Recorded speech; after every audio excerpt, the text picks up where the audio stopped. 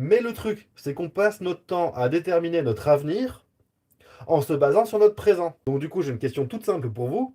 Tu trouves ça pertinent de flipper d'un truc qui n'existe pas, ton futur, en te basant sur quelque chose qui n'existe plus, ton passé?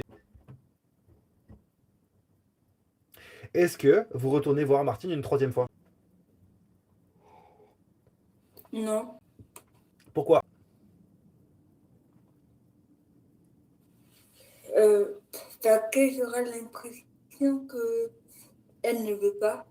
Exactement. Elle veut pas, elle n'est pas fiable, elle n'est pas stable, elle dit quelque chose, elle fait l'inverse. En fait, si vous ne retournez pas voir Martine, c'est parce que vous avez été déçu par Martine de la compta. Forcément, ça crée une déception émotionnelle majeure chez vous. Et pour éviter de reconnaître encore et de recommencer cette déception, bah, votre cerveau va vous montrer que non, en fait, Martine n'est pas fiable. Et donc, du coup, vous allez coller la croyance de Martine n'est pas fiable. Ce que vous savez pas dans l'histoire, c'est que Martine avait des problèmes avec ses parents, avec ses enfants, et elle était obligée de partir plus tôt. Et vu qu'elle vous aime bien, elle n'a pas eu le courage de vous dire que bah, finalement, elle ne pouvait pas vous aider. Moralité, Martine, en fait, elle n'est pas fiable, elle n'est pas stable, elle est juste ce qu'elle est. Elle a juste manqué de courage, elle n'a pas eu le courage de vous dire qu'elle avait des problèmes en ce moment.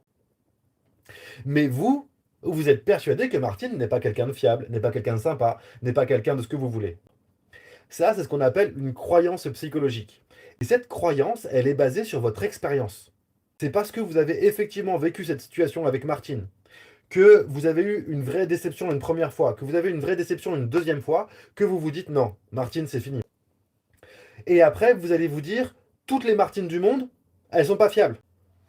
Et c'est pour ça qu'on a tous des croyances les uns sur les autres en permanence dans notre société. On a tous des croyances les uns sur les autres.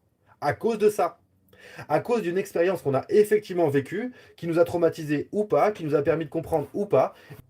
Mais quand vous comprenez ce que je vous raconte, vous comprenez aussi et surtout à quel point c'est important d'être juste et de ne pas coller des croyances sur tout le monde en permanence parce que vous avez décidé de coller des croyances sur tout le monde.